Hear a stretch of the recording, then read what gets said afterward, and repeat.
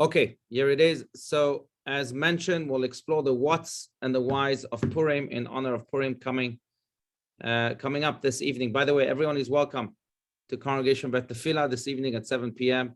for our Megillah reading and for the party of the town thereafter. And then tomorrow, we also have a Megillah reading in the morning at 7:30 a.m. or at 9 a.m.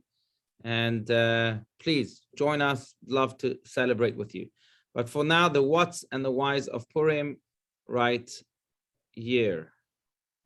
Okay, so first and foremost, so 2 weeks ago, again, we spoke about the story of Purim. Today, I want to focus about the mitzvahs of Purim, the way we celebrate Purim today. Of course, it's connected to the story, but we'll speak about the whats first, and then we'll go to the whys.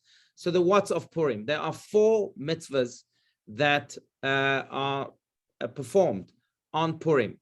These 4 mitzvahs were not mitzvahs that were just good ideas, but they relate to the story of Purim, and soon we'll see they relate also to the essence of life altogether and of this beautiful festival.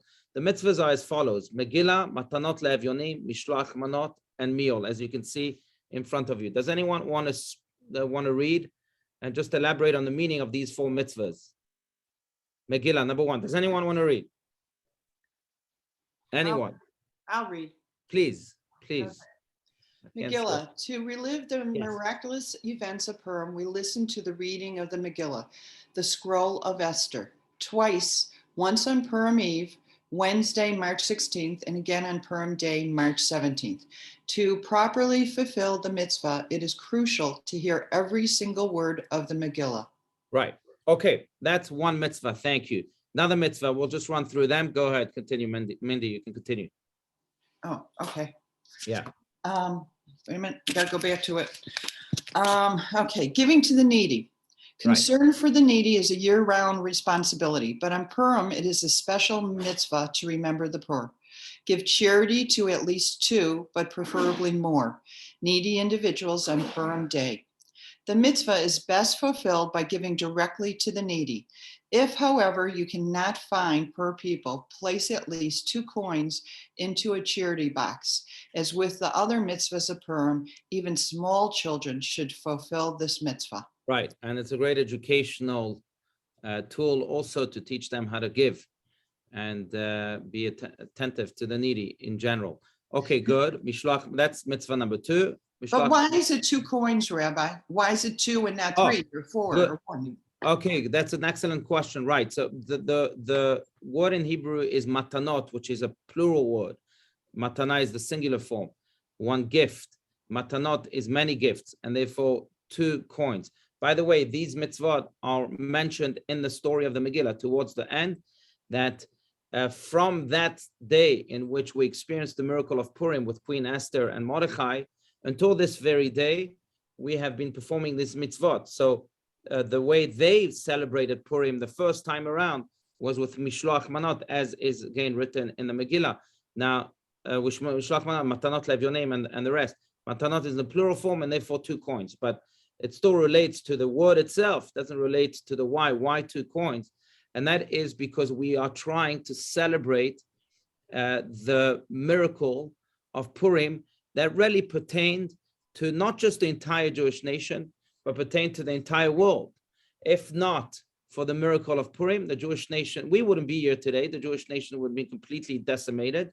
But of course, that would have also harmed the world, because Jews have been such a big part in contributing to goodness in the world altogether. And therefore, to best reflect the story of Purim and the miracle that really spread to the 4 corners of the world, we too try to spread our goodness to as many people as possible. So if we can at least do 2 people, then great. 2 coins to 2 needy people, then great. If we can do more, we should do more. Matanot, there, it doesn't say in the Megillah, it doesn't say 2 matanot, 2 gifts. It says matanot in the plural tense, because we are trying to spread the light to as many people as possible, because indeed, as many people as possible experience the miracle of Purim. The entire nation experienced the miracle of Purim. So that's also why.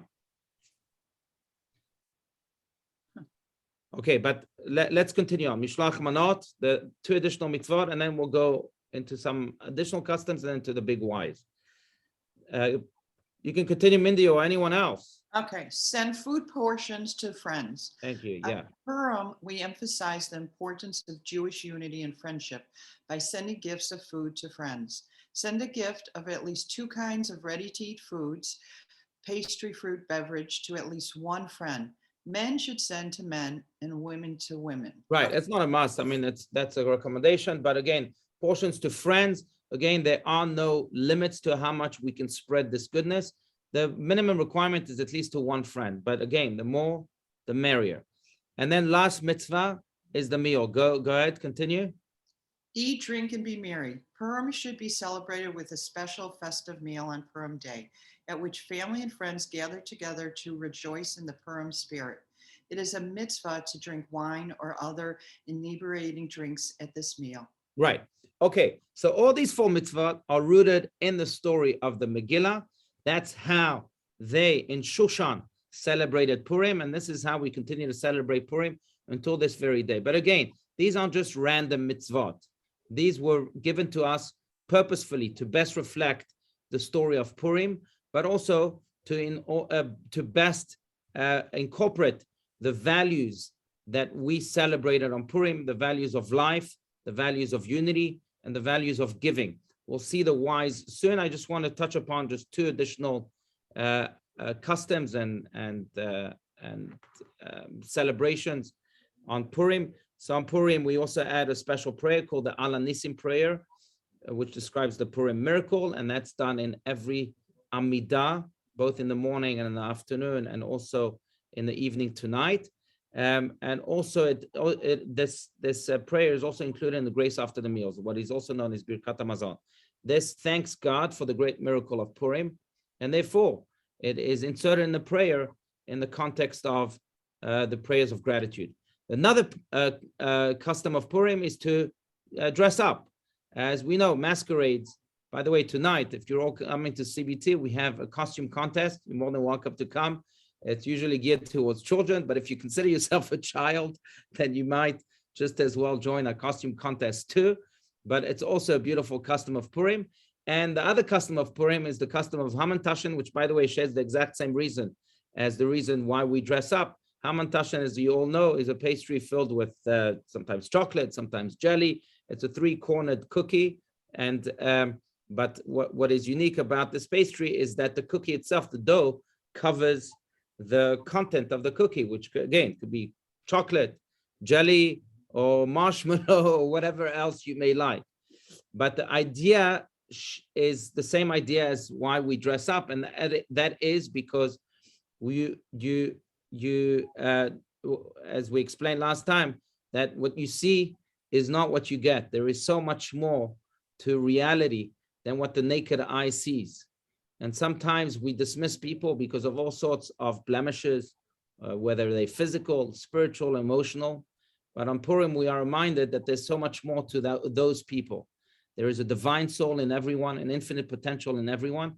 And just as we do with the Hamantashen, or when we meet someone that's dressed up, we don't dismiss them because of the dress up. We don't dismiss the Hamantashen just because we think it's just full of dough and there's no treasure inside. But if we have the patience, the faith, and yes, the courage to dig in, to look beyond the dress up, to long beyond the dough, then we'll be rewarded with a delicious treasure.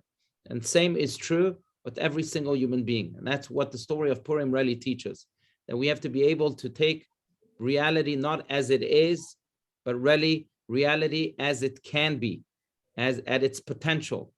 And it's true with people, it's true with challenges, and it's true in every moment in life. That also is why the name of God is not mentioned once in the Megillah.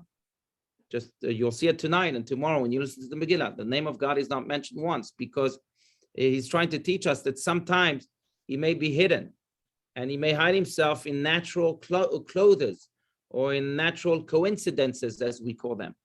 But really, if we have the courage again and the faith to dig into those natural coincidences, then we'll discover the God that is hidden. God is trying to teach us during the Megillah that although my name may not be there in the most revealed way, it is always there in a hidden way, but he wants us to do the digging. He wants us to reveal him. If he's too apparent, then the connection sometimes is superficial. But when we take charge, we step up to the plate to dig and dig and dig, then the connection becomes also more personal and more profound. Then no doubt that God that we will reveal, that God that is hidden, that we will reveal, will become a part of our lives and will play a central role in every day of our lives. So that's the idea of masquerades and Hamantashen. But I want to go back to the very, very essence of Purim that is again reflected best in these 4 mitzvot, because it's interesting to note that on Purim we are celebrating a different type of miracle. See, many of our enemies either wanted to attack our body, to exterminate us. For example, Pharaoh, Haman, Adolf Hitler, the most recent one.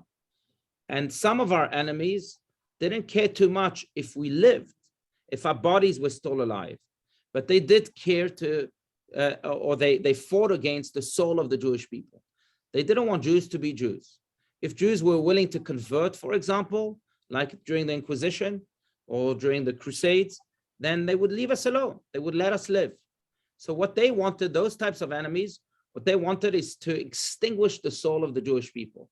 Some examples, again, like you can see right here on the sheet, include Crusaders, the Inquisitors, the Greeks of Hanukkah, right?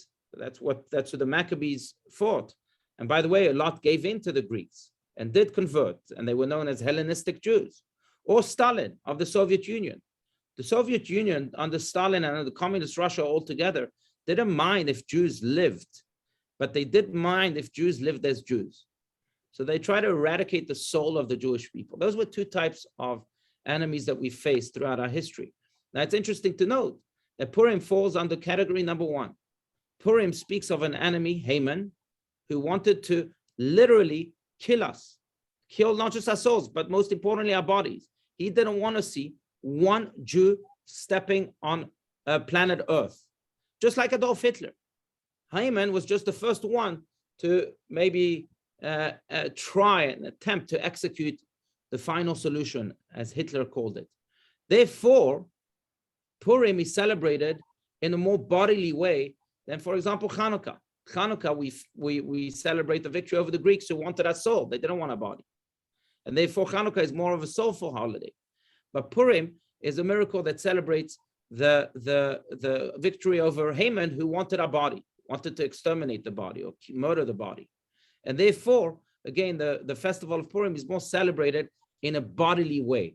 How so? Let's look at this table, which is just fascinating if we see the juxtaposition between Purim that celebrates, again, the saving of the Jewish body, and Hanukkah that celebrates the saving of the Jewish soul. So on Hanukkah, just to take a peek, and again, compare Hanukkah to Purim, we celebrate how? In a spiritual way. We light the menorah. Eating donuts and latkes, I know that's fine, but it's not a mitzvah like it is to have a meal on Purim. It's a nice way to celebrate, because Jews can't celebrate any celebration without food. But it's not the main part of the holiday. On Hanukkah, we are celebrating the soul. How so? By lighting the menorah, because we believe in the words of King Solomon that says that the candle of God, the soul of man is like the candle of God, that our souls too are lights. And we have to light up our souls just like the menorah is lit up on Hanukkah. Now, on the other hand, if you look at the other side of the table, on Purim, we celebrate the body by having a very physical celebration. We have a big festive meals with lots of wine, food gifts we give to each other, charity, very materialistic, right? But we give charity to the poor. Again, these are bodily celebrations representing how our body was saved on Purim. Now, the other side of it is on Hanukkah, we also put tremendous emphasis on oil. For example, the latkes and the donuts are fried in oil, but also the best type of light to use for the menorah is olive oil. Now, why? Because oil is also quite spiritual as compared to wine. Wine that is a focal point during the celebration of Purim, wine or alcohol in general. But oil doesn't mix with other liquids. No matter what other liquid you try and mix oil with, it doesn't mix. Just like the soul. The soul doesn't mix with this world. It can be engaged in this world, but the soul knows that it's not a part of this world. As my beloved Rabbi Allouche would often say, we can be in this world, but we can't be of this world. The soul knows that it's not of this world, just like oil. And again, because on Hanukkah, we celebrate the soul, so we celebrate a symbol that best represents the soul, and that is oil. On Purim, again, we're celebrating the saving of the Jewish body. So what do? We drink wine. Wine is not like oil.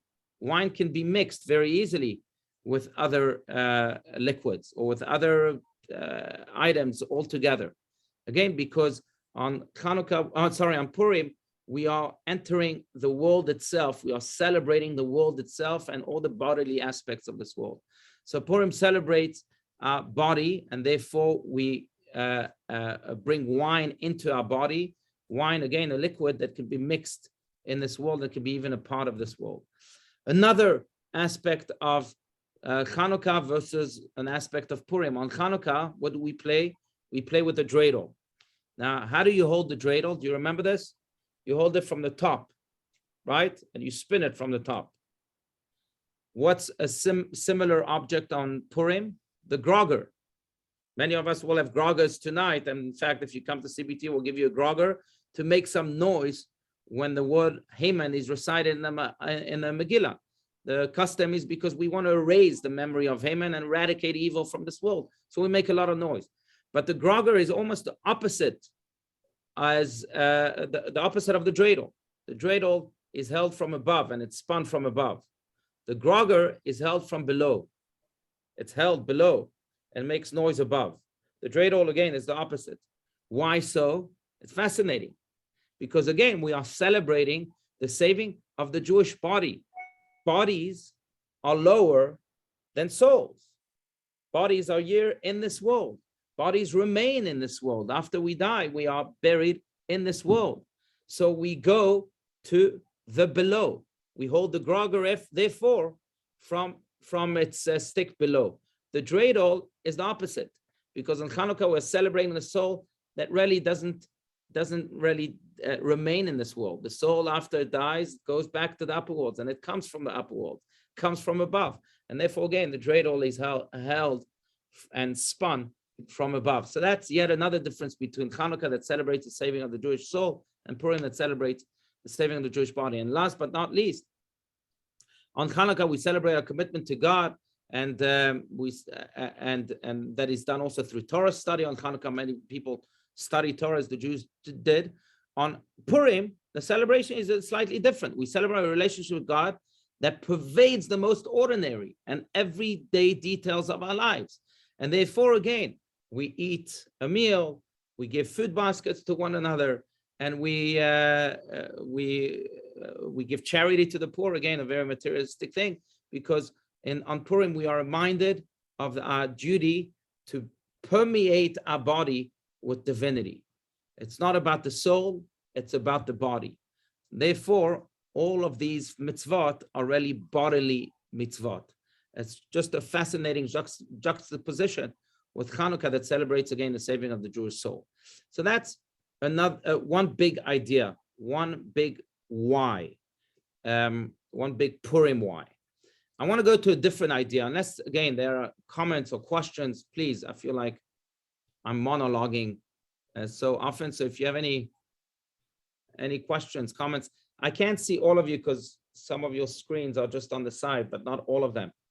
So just unmute yourself if you want to speak up. And anyone? Rabbi? Yes. Yeah, please, let me see you. Yeah. So I sent a question into the I actually sent two questions. Oh. Came to me as you were speaking, and I find it so hard to not ignore Ukraine right now, but just not even mention it, because I think this is something that is weighing very heavily in my heart Right. for not only Ukrainian Jews, but all Ukrainian people. And, I just wondered about the timing, because you were talking about Purim, and then, the timing of this war with the occurrence of Purim, and that came up during your discourse. So. Right. It's an excellent question. And yes, I'm sure everyone has that feeling that, on the one side of the world, there's a terrible war going on, and many lives are being killed or changed forever in a negative way, obviously. On the other hand, we are here trying to celebrate Purim and spreading this happiness and celebrating not just our souls, but also our body, making our body happy, as we just mentioned. So there's certainly this feeling of unease, to say the least. But I would go back to what the Jewish sources teach us, and that is that, or maybe it's best conveyed by this story. It's a story I may have shared in the past, but it's a story about Elie Wiesel, who was once lecturing in Baltimore. And during his lecture, obviously, he spoke about his life in the Holocaust. And he mentioned that he suffered at Buchenwald. So one of the attendees immediately stood up and said to Elie Wiesel, Elie Wiesel, you just said that you were from Buchenwald. Maybe you know my father. My father was also at Buchenwald. Elie Wiesel said, well, what was your father's name? She said who her father was, and Elie Wiesel's face turned white. He said, did I know your father? Of course I knew your father. Your father saved my life. I want to speak to you after this lecture. After the lecture, they sat down in the corner of a hall.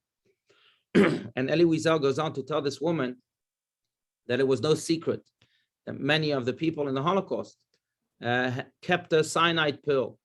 Why? Just in case the torture would be too much to bear, they would commit suicide.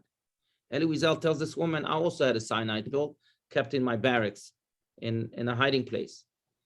And one day I came home and I said to myself, that's it. I can't bear the suffering anymore.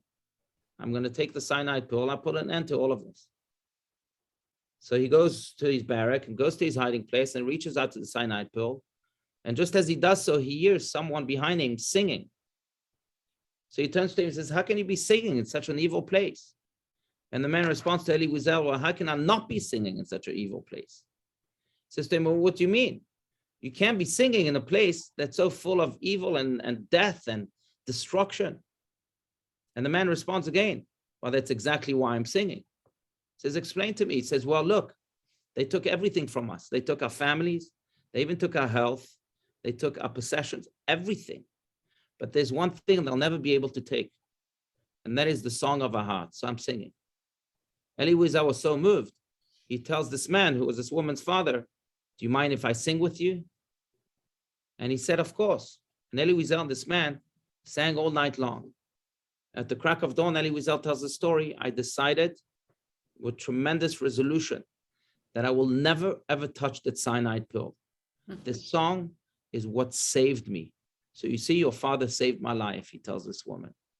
And Elie Wiesel also then said, I decided from that point on to only sing and sing and sing until the whole world hears the song of my heart.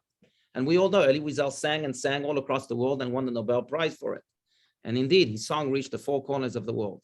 But I'm thinking of the story because it's a very Jewish story, not just because it was Elie Wiesel, but because it's really what the Jewish sages suggest that we do during times like this.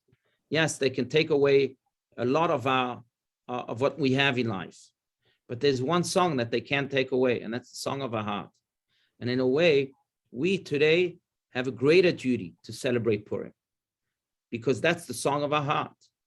And even though we're facing this death and destruction, we cannot let this evil dictator and his evil forces crush the song of our heart too. If we don't sing, if we're not happy on Purim, then he will have overcome us in some way, some shape or form. So to show that no, the song of our heart can never be taken, we will sing with even more vigor on Purim. We'll be happy as hard as it is, but we'll be happy with even more zest on Purim, just to show that these evil forces have no say whatsoever on the song of our heart. So that's really the Jewish response. Now, I know it's hard. It's emotionally very, very difficult because, again, at the end of the day, there's a war happening and people are losing their lives and losing their homes and losing everything they had, millions of people. But we can let this evil dictator squash and silence the music of our heart, the song of our heart. Rabbi? Yes. Yes, what if you've been watching, and all of us have been watching, There are many, the Metropolitan Opera Yes. and various other choirs and, musical people playing just musical instruments and stuff.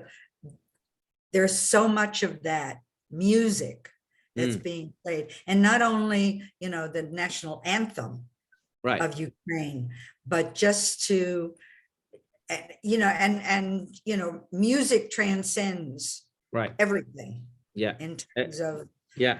life and, lifts your spirit. Right. And I think that's why, it's so terribly important. And that's what we're Right. seeing now. Right. No, very, very good. I'm sure all of you are familiar with Shawshank Redemption, one of my favorite movies of all time. In Shawshank Redemption, this banker is wrongly accused of murdering his wife. Do you remember the story? And he Yes. ends up in jail with Morgan Freeman, who's red. Yeah. And the banker's name is Andy, I think. Anyway, Andy, at one point in the movie, infiltrates the office of the warden. And the first thing he does is that he goes to the music system and puts on Mozart symphony for all of the inmates to hear. Now, they hadn't heard music in years and years. Shawshank was a prison for life, right? And they hadn't heard music. And Red, the narrator, who's Morgan Freeman, so I'm not quoting verbatim, but says something that as the music was playing and spreading, you actually see it in the movie that people are freezing in their place and they transported to a different world.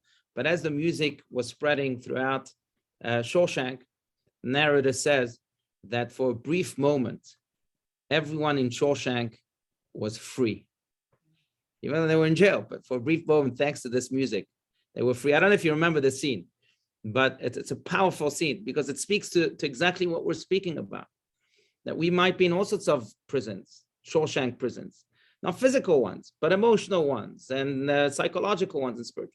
But we can't allow these jails, these forces to extinguish the light of our soul and to shut down the music of our hearts. That we have to play. And if we play it, then we can be free, even though we may face all these Shawshank jails. Anyhow, so that's true. Very well said. Okay. All right. Any other questions? Please feel free. Otherwise, we can move on to the next big why. Rabbi, I just wanted to say, I've told you this before, but both my parents were Holocaust survivors, and my friends used to go around singing Ani Ma'amin. Talked about Ani Ma'amin when I believed. So even the Holocaust, he was singing and. Very well said. Yeah. Yeah. Anyway, thank you. No, it's true. Exactly. Yeah. Okay, Joyce, did you want to say something? I know. Quickly about it. I visited a friend, a dear sister friend yesterday in her memory care place. And we went out, we were outside with a few other women and one of the men, and they were sitting, and then we put on music and we got everybody up dancing. And even the woman that was in a wheelchair, I looked at her, I said, come on, I can hula, you can move. So we were doing that, and you saw like it became like a garden. I know that they have the struggles like we're saying, but just the joy of the music and them singing with their memory, and you saw them pop up, and like I said, you're like blooming flowers in a garden. Their faces look like, so that's in a beautiful present moment on a small scale. But it made such a difference. Yeah. No, I forgot who said it, but what you reminded me is someone once said that the definition of friendship. I know today, we have so many friends, Facebook friends, and all sorts of other superficial friends. But true friends, the definition of friendship is someone that reminds you of the song of your heart when you may have forgotten it. And that's what you did with these elderly, right? You reminded them that they still have a song to sing. It's beautiful. Okay. All right. Now let's go to the other big why behind these mitzvahs of Purim. So it's interesting to note, but if you think about it yourselves, every single one of you, every single human being on planet Earth is involved in 4 different circles. There is the me versus me, the way I am, that when I look at myself in my mirror, there's no one else around me. It's just me versus me. That's circle number 1. That's the innermost circle. Then you have another circle. If we expand it a little bit, there's me versus my family and close friends, those who know me best. Then if you expand that circle, which we're also in, that's me versus my social circle, whether it's on social media or whether it's my profession, my work, or whether it's just people I meet in my neighborhood that I kind of know, but I don't know as well as I would know family and close friends. That's a 3rd circle. And then there's a 4th circle, and that's me versus the world. People that I don't know, people that I may bump into at the supermarket or at the gas station, but they're still there. They're still in my life because I bumped into them. So these are the 4 circles we all live in, whether we want it or not. Every human being in this world lives in these 4 circles. There's no way of coming out of these 4 circles. That's the way God created us. What's fascinating is that on Purim, we are told to spread simcha, happiness. If you recall, there are 2 words in Hebrew for happiness. One that is simcha and one that is osher, which may mean joy. The difference between the 2, as we've explained in the past, is that simcha is happiness that we create. Osher is happiness that we feel. Now, the essential difference between the 2 is that happiness that we create, simcha, is happiness that depends solely on me and my actions. If I decide to visit the sick, I'll be creating happiness.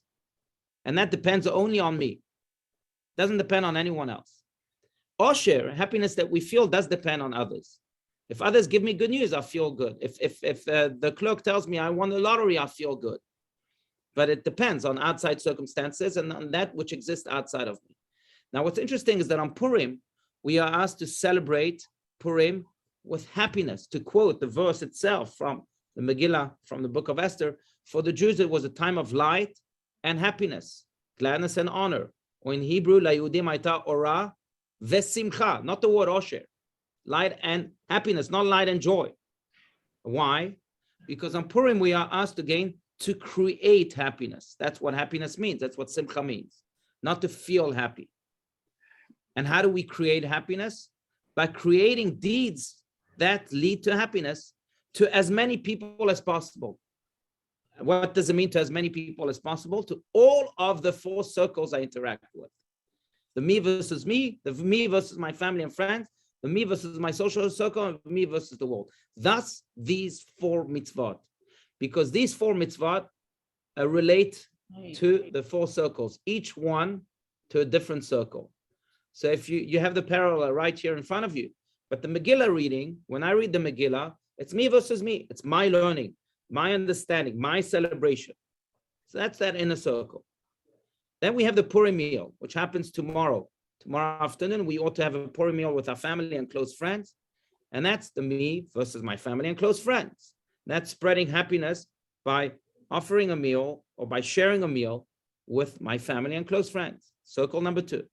Then we have Mishloach Manot, the 3rd mitzvah, which is sending food baskets, not necessarily to my family and close friends, but my social circle. People I don't necessarily know too well, but I give them Mishloach Manot. I create happiness for them too by giving them a food basket. And then you have the 4th circle. Again, because our duty again is to create happiness to as many people as possible. So we have to go out to those to that 4th circle. And that's where that 4th mitzvah comes in. Matanot le'evyonim, charity to the poor. Poor that sometimes, chas v'shalom, God forbid, can be in our family, but poor also that is not necessarily my family. It could be the homeless that I've never interacted with. It could be, again, any organization that I may not even be familiar with, but I know it's an organization that deals with poor people, so I'll give to them too. But why? So that we can permeate and bring happiness or create happiness even in that 4th circle that sometimes remains completely distant from me. That's the beauty of these 4 mitzvot. It's 4 mitzvot that, again, not only relate to the body, as we explained before, because celebrating the body is an important thing in Judaism. After all, the body is what helps the soul carry out its mission. Without a body, the soul can't carry out its mission. It can't give charity, and it can't smile, and it can do all these things that the soul wants to do, but needs the body for. But it's not only that, but it is creating simcha, again, happiness to all of the four circles that we live in. And when we create happiness in all of the four circles we live in, then indeed, the miracle of Purim is relived. The miracle that, as mentioned before, was the miracle that pertained not just to the Jewish nation, but to the entire world. By reaching out even to that fourth circle, we're creating a happiness to that entire world. And in a way, reliving or recreating the beautiful celebration of Purim that once was. That's the biggest, the other why, the other big why of why we celebrate Purim with those 4 mitzvot.